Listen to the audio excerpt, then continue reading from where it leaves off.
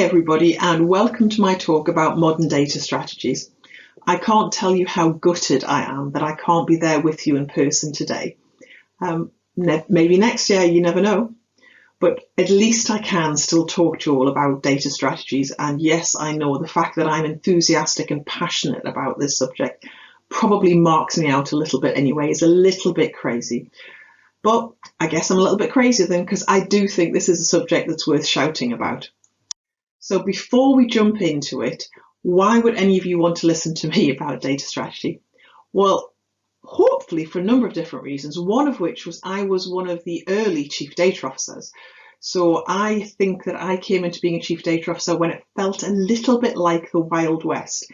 So we were all busy trying to do our best when it came to data.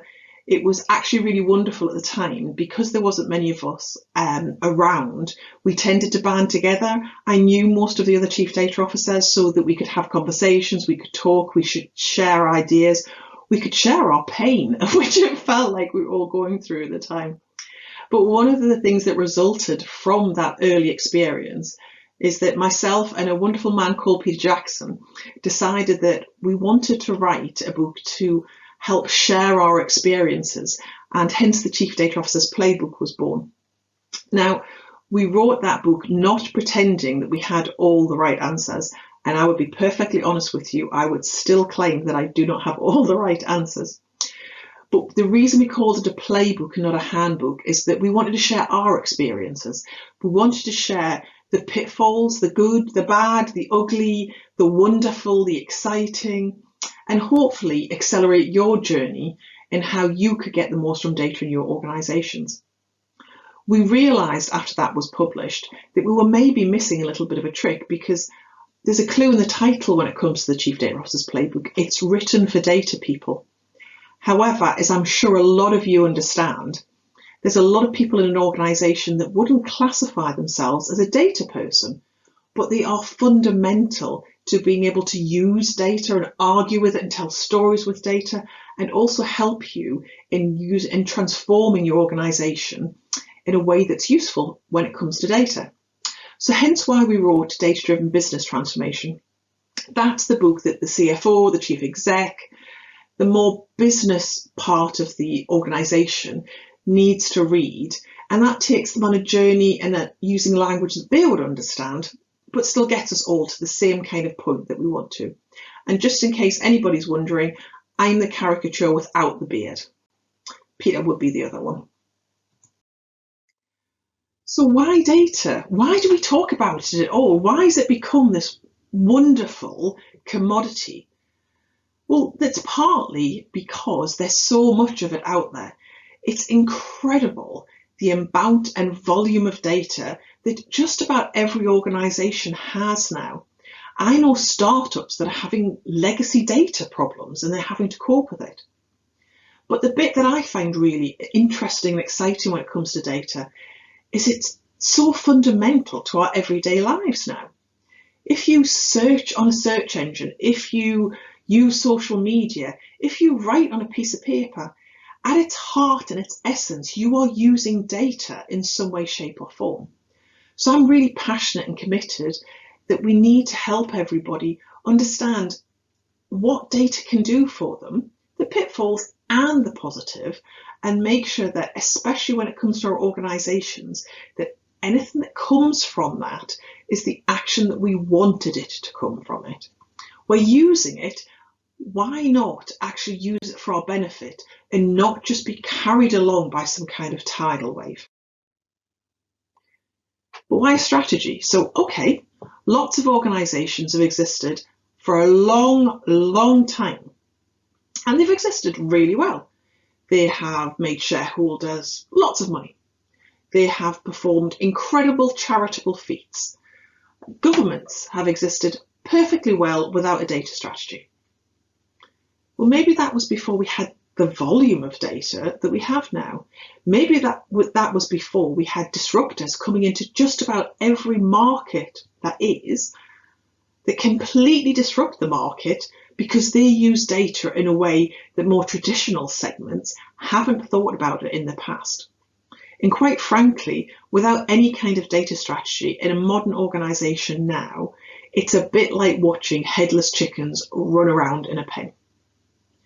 You can see lots of people desperately trying to do the right thing and be helpful and create policies and interrogate data and set up new databases, or even worse, take data out of the databases, tweak it, fixing it, I'm absolutely sure that's what they think they're doing, and then putting it back in place. In some cases, that's not really very helpful. I think you can all agree on that one. And in case anybody's wondering, this picture is actually from this wonderful movie called Chicken Little. And the story of Chicken Little is all about Chicken Little is absolutely convinced that the sky is falling. And I've talked to so many organisations that when it comes to data, they believe the sky is falling. They either have a fear of it, or at least their people have a fear of data, because we can talk in terms that they don't always understand, or it feels like this really big amorphous thing that we have to deal with. And that in itself can be frightening. The whole scale of the problem can be frightening. And thinking about it in that way, you can understand why some executives prefer to put the rock back in place and pretend that they haven't actually addressed the data problem or looked at it. But if you create the right kind of strategy, it'll create a vision that is amazing, that people want to head towards, and step you through in a way that makes perfect sense. Now, the very first thing that I always say when I talk about data strategy is that unless you are a data company, unless your business is data and nothing else, then you will have a business strategy. You will have something, hopefully, that defines what your organization is trying to do. Your data strategy is there to underpin that, not create it, not write over the top of it. How are you going to use data, and clearly articulate how you're going to use data to get the most from your, underpin your strategy, your business strategy. How are you going to help people come on the journey with you so that you do that and you hopefully avoid as many of the pitfalls as possible? How do you create that really compelling vision that makes people want to change their behaviour? Because make no mistake, when it comes to any kind of strategy, in some way, shape or form, you will be expecting people to change their behaviour. And that can be incredibly difficult for people. So don't underestimate that. Break the elephant down into bite-sized chunks. Make it simple for them. Create some kind of vision that compels them to want to follow the yellow brick road and get to us, which is this fantastic vision that you're trying to get towards. Traditionally, when we've thought about data strategies, we've thought about very linear data strategies. And we've tended, I think, to try and boil the ocean, fix all the things that we could possibly fix before we move on to the next stage. And that, to me, is a very waterfall way of thinking. So you start with data governance, you start with data quality, you try and put all your remedial actions in place so that you feel like you've got a really good solid base to stand on. And if you've got the solid base, you can then think about your reporting. Might get to KPIs. That feels like a long, long way before you start to the other end of this line and get to some of the really exciting things. Some of the things like prescriptive analytics, digital twins, all the things that actually will excite your executives and get them interested in this whole data journey. Now, don't get me wrong. It will increase the data maturity and you will have to put a focus on data literacy while you do all of these kind of things. But it instinctively feels like a very, very long way from one end of this line to the other end of this line. In some cases, transformations take 2, 3, maybe 4 years to actually put in place. Can you seriously wait 4 years before you deliver that kind of value to your organisations? If you look here at my slightly squiffy line that I've used, it takes an awful lot of time before you can turn around and really start and delight your customers. You go through the operational efficiency bit, which is fantastic, but even that will take time to embed and deliver on and show the organisation, this is why it's worth coming on the journey with me. And that's even if they decide to stay for the full journey with you. This, to me, I think, is very reminiscent of a lot of big IT programs that took place during the 80s. And there I'm dating myself now. But during the 80s, we spent an awful lot of money, time and effort putting huge programs in place that took 4 or 5 years, and we delivered nothing until the end of that time period. And in most cases, and in fact, I would probably say something like 99% of cases, by the time the IT system was delivered, or the IT changes were delivered, it was probably not what the business needed anymore. It was probably what the business needed 5 years previous, but time had moved on. A lot of thinking had moved on. And I would hate to see anybody fall into that same kind of trap from the data world. Now, IT's moved on. Our technical friends have all learned from those experiences, and the focus now is very much on how quickly you can deliver value through things like using agile development, agility in their thinking, sprints, and how quickly you can actually deliver value out to the organisation. So we need to do the same kind of thing when it comes to data strategy, because quite frankly, nobody's waiting around for 3 years for you to deliver that. So this is why I talk about strategies and not strategy in a lot of cases. And Peter and I have talked about this in basically 3 kinds of dimensions. One's urgent, one's immediate, and one's target. And I have to say, I'm going to describe it to you, but I struggle a little bit with the urgent data strategy, because the urgent data strategy is the firefighting. That's, you've walked in the door, oh my goodness, you cannot believe the state of things. What do you have to do now to make sure that the whole building is not going to fall?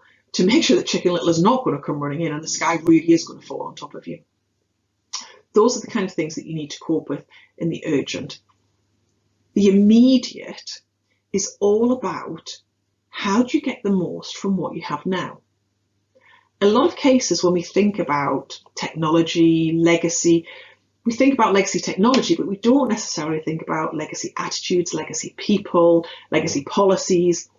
All of these things are potentially hampering you when it comes to getting the most from your data.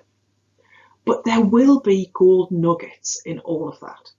There will be data heroes valiantly fighting the good fight and trying to do the right thing.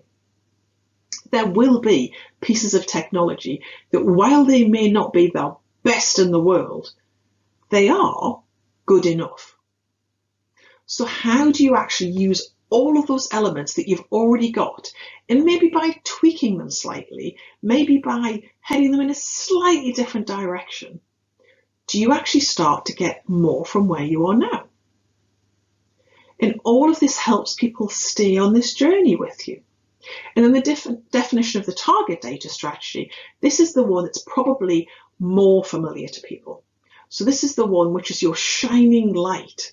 This is your goal that it's worth heading towards. This is your Oz at the end of the yellow brick road. Bringing that to life for people and getting them excited and passionate about it, that they want to do all these things with you. Now, I often talk a little bit about this being a pirate's map, and your strategy should create part of the pirate's map for you. So anybody who's heard me talk, I often talk about having a maturity assessment so you know where you are, but that's just one part. That's your starting point. Your strategies in all of these guises should be the step from where you are now over to this wonderful vision that you're trying to take everybody towards. And for each single step of that journey, there should have been a little bit of gold left by the pirates on the way to burying the treasure. A little bit of value in every single step. That means that the rest of the organisation understands why they would want to take this journey with you. why it's worth them taking the next step, and why they might even get excited about taking the next step. It's so important to understand that in a modern organisation, we can't wait even 6 months to be able to demonstrate the power of data and why it's worth organisations changing behaviours and investing in data in this particular way. We literally need to think about the first week, the first month, the first 3 months. What are we going to give back to the organisation? And I think a really good way of thinking about this is, what problems are you solving? In a lot of cases, rather than trying to fix data quality, for example, I would work with an organisation and understand the big issues that they're facing and think about how we can break those down into different problems. And then what do we need to do to fix that problem? And how does that fit into the overall strategy, so that all we're actually doing with the strategy is fixing one problem and then another problem and then another problem. Now, for each one of those problems, we don't start again. So for each problem, you fix the policies, the education, the data literacy side of things, the leadership, the behaviours that you need to fix to solve that problem, all the while heading in this direction that you want your organisation to head in. And then when you solve the next problem, some of the things that you needed, you'll have already tackled in your first problem. You build on that, you create more. And in this particular way, you're actually building your foundations as you go through, as you're delivering value and as you're bringing people on this journey with you, exciting them about the kind of things that they can do.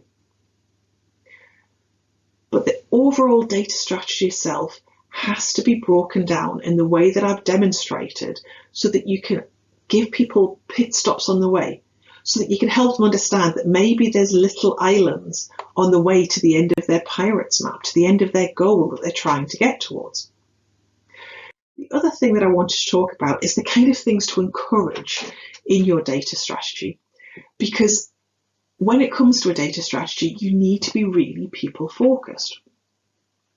We often hear the phrase, data drives digital, but we do not spend enough time talking about how people drive data. And you would be remiss if you didn't spend a bit of time in your data strategy talking about the kind of behaviours that you want people to exhibit when it comes to data. Now, straight away, actually understanding how data aligns to your business value, that is a behaviour that you want. You do not want to have to tell every single person in your organisation every prescriptive thing that you want them to do. You want to treat them like adults. You want to tell them what kind of outcomes that you're trying to lead them towards, and then they can find many different solutions to get there. If they're working in a particular department, they will know their job better than you ever will. But you will understand how data works better than they probably ever will. So how do you help use your knowledge to guide them to use their knowledge to the best of the organisation? And I think one of the ways that I really try to encourage organisations is to get people to be curious around data. I think curiosity is a skill that we don't always spend enough time talking about when it comes to organisations. And if you can imagine, if people in your organisations were curious about data, if they saw something that didn't look right and tried to get to the root cause of it to see if it was worth fixing, or if actually their gut was right, let's be honest, in some cases that can happen, and then we can start and understand why the data was wrong and fix it. And the balance to curiosity is actually that they then use the data, that they bring it to life, they tell stories with it, they use it as evidence, and then they start to drill into it to get to some really exciting things, but all the while thinking flexibly, thinking in an agile fashion, so that they're constantly looking to improve. And I have to say, above all, the one word that I think we really should be focusing on when it comes to data strategies is collaboration. Data does not sit in a silo. Data is very like water. It will go over, under, round or through. It will find a way. It will permutate all the way through your organisation. So you might as well encourage the collaboration rather than assuming it's not going to happen. So I'm really hoping that that was a useful talk for you and that you got something from it. I hopefully will see you in person at some point. But if you have any issues, any questions, anything that you want to talk to me about, please do reach out on LinkedIn. I always like talking about data. And just remember, the answer is in the data. Simple, really.